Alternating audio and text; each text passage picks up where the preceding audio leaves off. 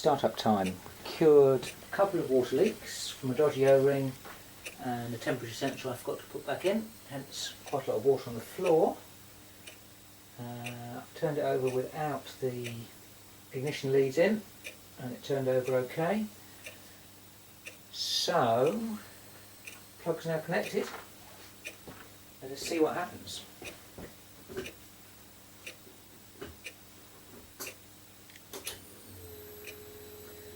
Fuel pump on. 3, 2, 1.